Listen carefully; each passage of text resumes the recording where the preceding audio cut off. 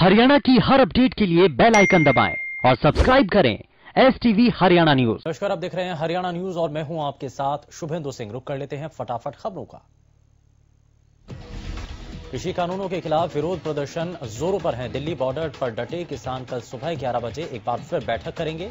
इससे पहले किसानों की ओर से की गई बैठक में फैसला लिया गया था कि वो दिल्ली न जाते हुए बॉर्डर पर ही डटे रहेंगे और सरकार पर कृषि कानून वापस लेने के लिए मजबूर करेंगे। सिंधु बॉर्डर पर बड़ी संख्या में किसान डटे हैं। दिल्ली बॉर्डर पर फिलहाल माहौल तनावपूर्ण देखा जा रहा है। बॉर्डर पर लगातार किसानों की संख्या बढ़ रही है। वहीं इस दौरान मौके पर भारी पुलिस बल की तैनाती की गई।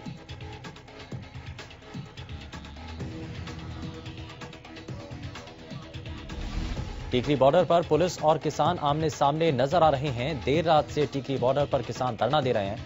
किसानों का कहना है कि मांगे पूरी नहीं होने पर यहां से वो नहीं हटेंगे। किसानों ने सरकार पर कथनी और करने में फर्क का आरोप लगाया। किसानों का कहना है कि सरकार कहती कुछ और है और करती कुछ और है। MSP को लेकर किसानों ने कहा कि किसान को लागत से भी कम रेट मिल रहा है, इसीलिए किसान कृषि कानूनों में बदलाव की मांग कर रहे हैं। चरखी दादरी में किसान आंदोलन के बीच सर्व कर्मचारी संघ और अन्य संगठनों ने मिलकर शहर भर में रोष प्रदर्शन किया। सर्व कर्मचारी संघ ने किसानों की रिहाई की मांग करते हुए प्रशासन के खिलाफ जमकर नारेबाजी की।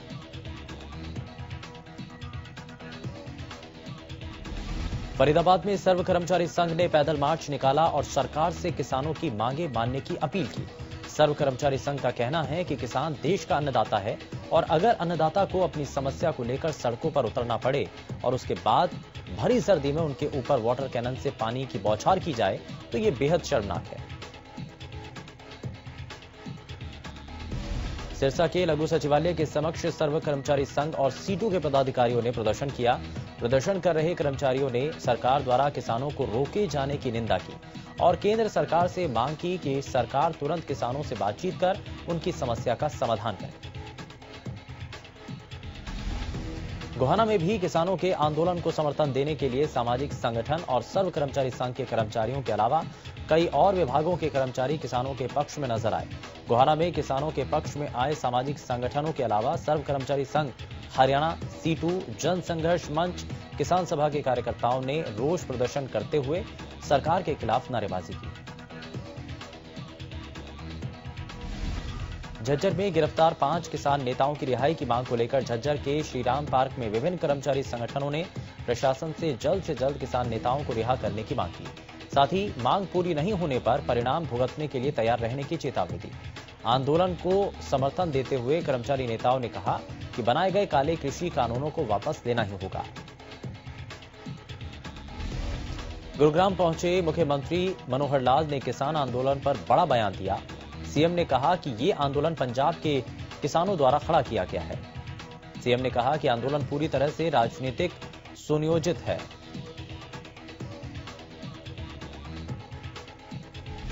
सीएम मनोहर लाल ने कहा कि हरियाणा के किसानों ने इस आंदोलन में हिस्सा नहीं लिया। वहीं उन्होंने कहा कि हरियाणा पुलिस ने आंदोलन के दौरान संयम और धैर्य का परिचय दिया। सीएम मनोहर लाल ने कहा कि हमने पंजाब के किसानों से बातचीत की अपील भी की है। सीएम ने बताया कि किसानों के प्रतिनिधियों से 3 दिसंबर को बातचीत होना तय किया। वहीं उन्होंने विपक्ष को घेरते हुए कहा कि किसानों के नाम पर कई राजनीतिक दल अपनी रोटियां सेक रहे हैं।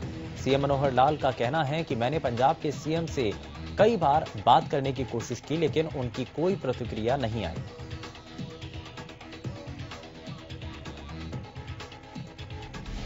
कृषि मंत्री जेपी दलाल ने हरियाणा न्यूज से खास बातचीत के दौरान कांग्रेस और पंजाब के सीएम पर निशाना साधा। कृषि मंत्री जेपी दलाल ने कहा कि कांग्रेस किसानों को बरगला रही है और साथ ही कांग्रेस पंजाब के किसानों को बर्बाद कर रही है।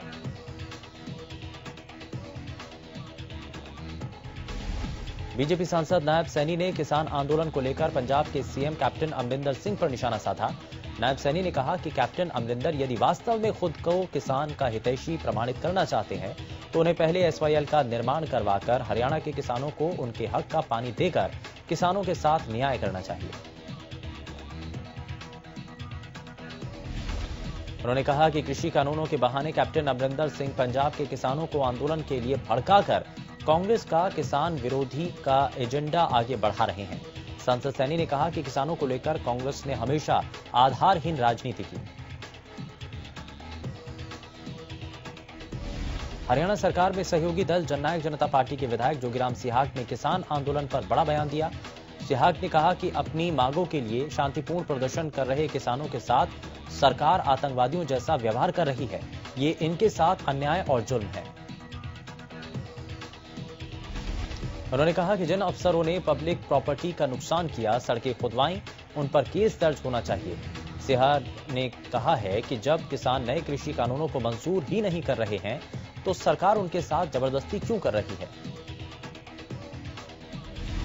दिल्ली कूच पर अड़े किसानों के आंदोलन पर जेजेपी नेता दिग्विजय चौटाला का बयान सामने है। दिग्विजय चौटाला ने एक वीडियो शेयर की जिसमें उन्होंने केंद्र सरकार से आग्रह किया कि जितना जल्दी हो सके किसानों से बात की जाए और उनके जो भी भ्रम हैं उन्हें दूर किए जाएं। जेजेपी नेता दिग्विजय चौटाला ने कहा कि 3 दिसंबर की बजाय आज ही किसानों से बात की जाए।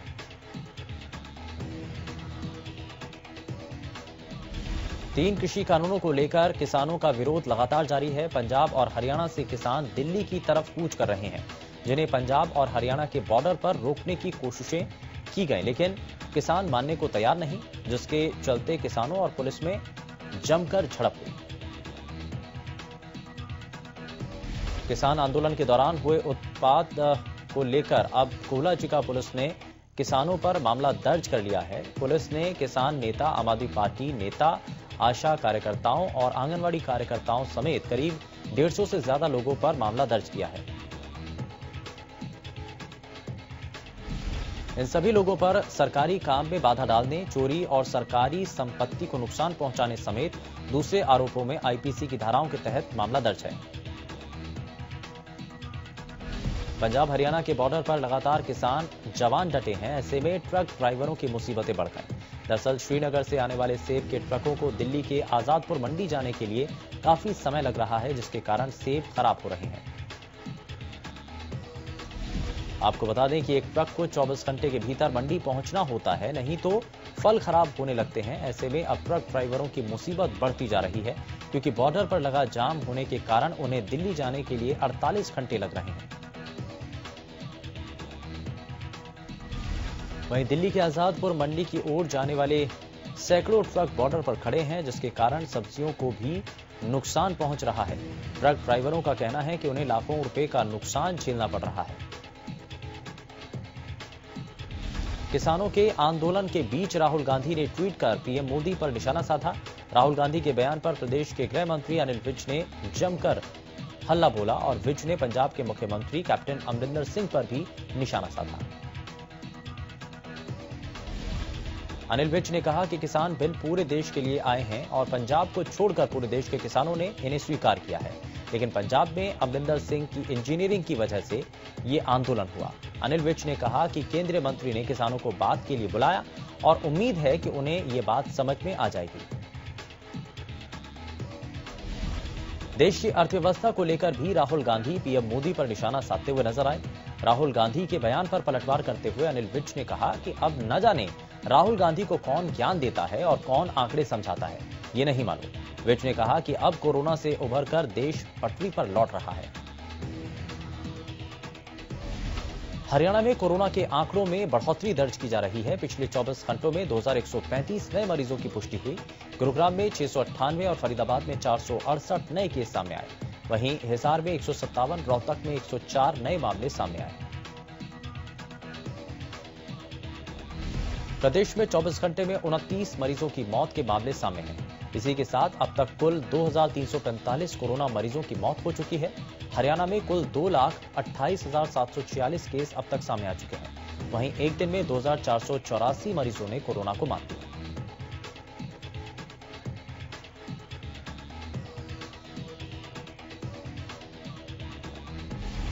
प्रदेश में कोरोना के बढ़ते मामलों को देखते हुए अब सरकार ने स्कूलों को लेकर बड़ा फैसला लिया। हरियाणा के स्वास्थ्य विभाग ने स्कूलों को अगले 10 दिनों तक बंद रहने के आदेश जारी किए हैं। वहीं प्रदेश के स्वास्थ्य एवं गृह मंत्री अनिल विज ने इस बात की जानकारी दी।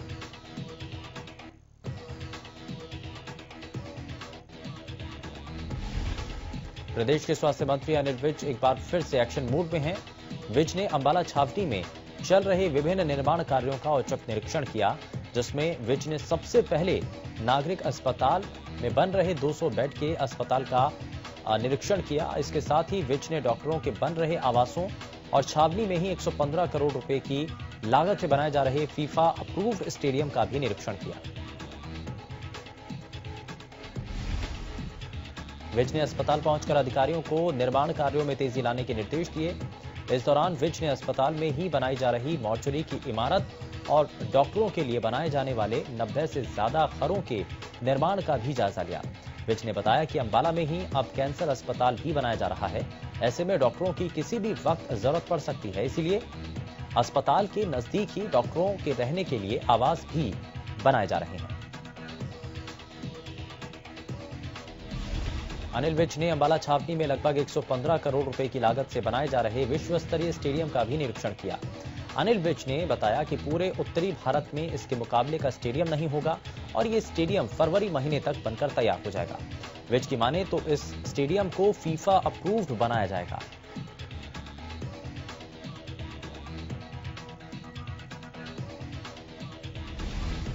स्वास्थ्य विभाग की ओर से आज पूरे प्रदेश में कोरोना सैंपलिंग दिवस के रूप में मनाया गया।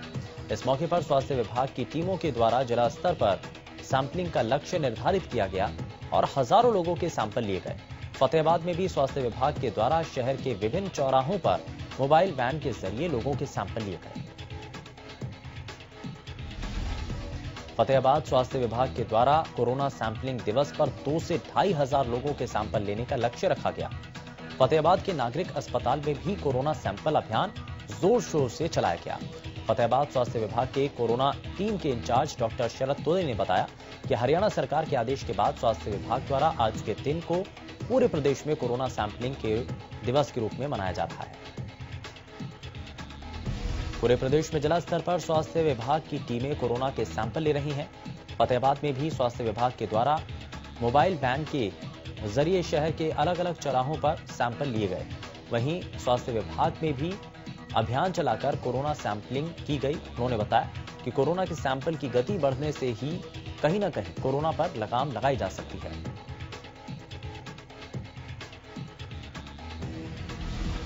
गोहाना में कोरोना संक्रमण के बढ़ते मामलों को लेकर स्वास्थ्य विभाग सख्त नजर आ रहा है।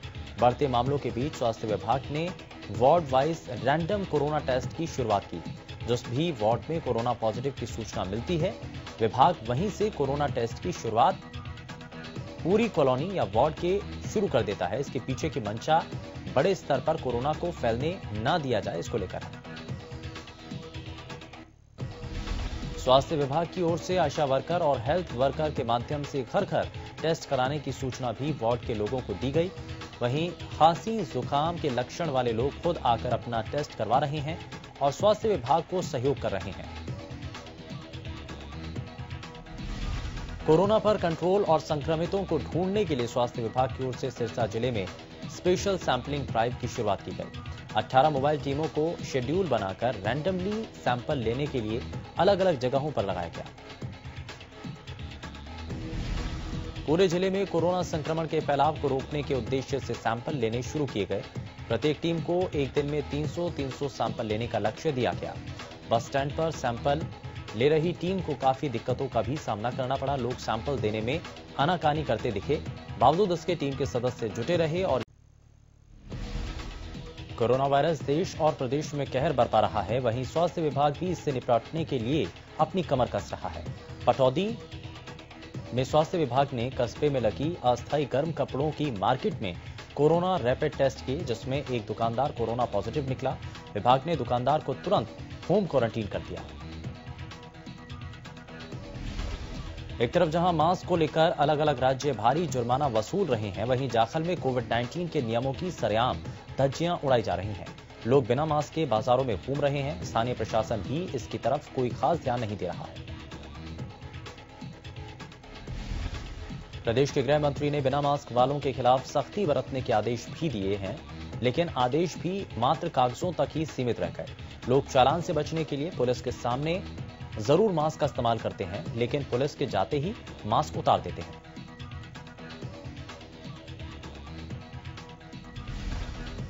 हरियाणा बीजेपी के प्रदेश प्रभारी विनोद तावड़े और सह प्रभारी अन्नपूर्णा देवी हिसार के बीजेपी कार्यालय में मंडल अध्यक्षों के ट्रेनिंग शिविर में शामिल हुए। इस दौरान नवनियुक्त प्रभारी का ढोल नगाड़ों के साथ स्वागत किया गया। इस मौके पर बीजेपी प्रदेशाध्यक्ष ओपी धनखड़ और विधानसभा के डिप्टी स्पीकर रणबीर गंगवा ने प्रशिक्षण सत्र में हिस्सा लिया। पत्रकारों से बातचीत में प्रदेश सह प्रभारी अन्नपूर्णा देवी ने बताया कि ऐसे प्रशिक्षण शिविर हरियाणा में काफी जगहों पर चलाए जा रहे हैं और आगे भी चलते रहेंगे। उन्होंने बताया कि बीजेपी का मुख्य उद्देश्य लोगों तक पहुंचना है और बीजेपी के कार्यक्रमों को लोगों तक पहुंचाया जाए। किसान आंदोलन पर बोलते हुए अन्नपूर्णा देवी ने कहा कि अब हर कोई देख रहा है कि ये आंदोलन पंजाब सरकार चला रही है। इस आंदोलन के जरिए लोगों को उकसाने का काम किया जा रहा है। फतेहाबाद में एक तेज रफ्तार कार असंतुलित होकर हाईवे पर पलट गई। हादसे में कार सवार युवक की मौके पर ही मौत हो गई, जबकि कार में सवार अन्य लोग गंभीर रूप से घायल हो गए। बताया जा रहा है कि मृतक फतेहाबाद से सिरसा अपनी बहन से मिलने के लिए जा रहा था। यमुनानगर में व्हाट्सएप ग्रुप के जरिए पुलिस और आरटीओ विभाग के अधिकारियों की रेकी करने वालों पर पुलिस ने शिकंजा कसना शुरू किया। विभाग के अधिकारी जहां भी ओवरलोड गाड़ियों के खिलाफ चेकिंग का अभियान चलाने जाते हैं, उससे पहले उस इलाके के वाहन चालकों के पास व्हाट्सएप ग्रुप पर संदेश आ जाता है, जिसके बाद वाहन चालक सड़क छोड़ करके दूसरे सड़क से निकल जाते थे। पुलिस ने ऐसे व्हाट्सएप ग्रुप के एडमिन के खिलाफ मुकदमा दर्ज कर शिकंजा कसना शुरू कर दिया। पुलिस ने इस मामले में अकरम नामक शख्स को गिरफ्तार किया, साथ ही उसकी गाड़ी और मोबाइल को भी काबू किया है, जिससे वो सूचनाएं वाहन चालकों को देता था ताकि गाड़ियां पकड़ी ना जा सकें।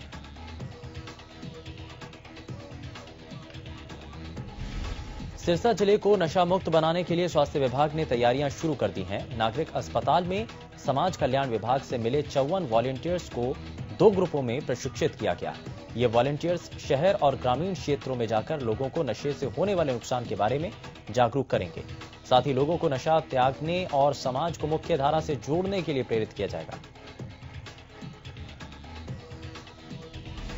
वहीं जिन लोगों को उपचार की जरूरत होगी, उन्हें अस्पताल तक लाने की जिम्मेदारी भी इन वॉलंटियर्स की रहेगी। इससे पहले जिले के सभी पीएचसी और सीएचसी में चिकित्सक भी आमजन को नशे त्यागने के लिए जागरूक कर रहे हैं। नशा मुक्त अभियान के प्रभारी डॉक्टर बुधराम ने बताया कि 15 अगस्त से शुरू हुआ नशा मुक्ति अभियान 15 मार्च 2021 तक चलेगा। भिवानी के दिनोद गांव में एक युवक की शव पेड़ से लटका हुआ मिला। युवक की पहचान सांडवा गांव निवासी जम्मुद्दीन के रूप में हुई है। मृतक की जेब से सुसाइड नोट बरामद हुआ। ग्रामीणों ने जब शव को देखा तो उन्होंने इसकी सूचना पुलिस को दी। मौके पर पहुंची पुलिस ने शव को कब्जे में लेकर कार्रवाई शुरू कर दी है। मृतक की पत्नी सरोज ने बताया कि उसके पति दिनोद गांव में किसी से पैसे लेने के लिए गए थे। मृतक के परिजनों ने आशंका जताई कि किसी ने मृतक को मारकर पेड़ पर लटकाया है। मृतक के परिजनों ने मामले में उचित कार्रवाई की मांग की है। पंचकुला की राजीव कॉलोनी में देर रात एक युवक की चाकू मारकर हत्या कर दी गई, जबकि एक और शख्स की हालत गंभीर बनी हुई है, जिसे इलाज के लिए सेक्टर 32 के अस्पताल में भर्ती कराया गया। हत्या के पीछे क्या कारण था, अभी इसका खुलासा नहीं हुआ। परिजनों ने बताया कि आपसी रंजिश के चलते साजिश रच कर यह हमला किया गया। जांच कर रहे पुलिस अधिकारी ने बताया कि 2 युवकों को चाकू मारे गए थे, जिसमें से एक युवक की मौत हो गई, जबकि दूसरे युवक की हालत नाजुक बताई जा रही है। फिलहाल पुलिस ने मामला दर्ज कर आगे की जांच शुरू कर दी है। फतेहाबाद के गांव धांगड़ के चौधरी पेट्रोल पंप पर कार सवार 5 लुटेरों ने लूट की वारदात को अंजाम दिया। बदमाशों ने पिस्तौल, चाकू और डंडे के बल पर पेट्रोल पंप से 25,000 रुपए की नकदी, एटीएम और कार में तेल डलवाकर फरार हो गए। पेट्रोल पंप में लगे सीसीटीवी में लूट की वारदात कैद हुई। लूट के दौरान जब पेट्रोल पंप पर मौजूद कुछ कर्मचारियों ने इसका विरोध करने की कोशिश की तो बदमाशों ने कर्मचारियों को जान से मारने की धमकी दी है। फिलहाल पूरे मामले की शिकायत पुलिस को दी गई, जिसके बाद पुलिस आगे की कार्रवाई कर रही है। बल्लभगढ़ में पुलिस ने 2 बच्चों को बस स्टैंड से बरामद कर परिजनों को सौंपा। दरअसल पुलिस को ये दोनों बच्चे बस स्टैंड पर रोते हुए मिले थे, जिसके बाद पुलिस ने इनसे पूछताछ की। पूछताछ में पता चला कि दोनों बच्चे गुरुग्राम के रहने वाले हैं। जिसके बाद पुलिस ने इनके परिजनों से संपर्क कर बच्चों को उन्हें सौंपा। बच्चों ने बताया कि वो अपने घर का रास्ता भूल गए थे, जिसके बाद वो गलती से फरीदाबाद पहुंच गए। जब पुलिस ने इनसे संपर्क किया तो बच्चों को उनके घर तक पहुंचाया गया।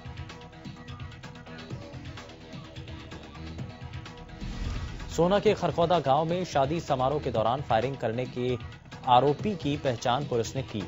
पुलिस ने आरोपी की पहचान शादी में बनाए गए वीडियो के आधार पर की। आरोपी दूल्हे का जीजा बताया जा रहा है। गन्नौर के पास एक गांव का रहने वाला है। पुलिस का कहना है कि आरोपी के खिलाफ धारा 307 के तहत मामला दर्ज किया गया, जिसे जल्द ही गिरफ्तार किया जाएगा।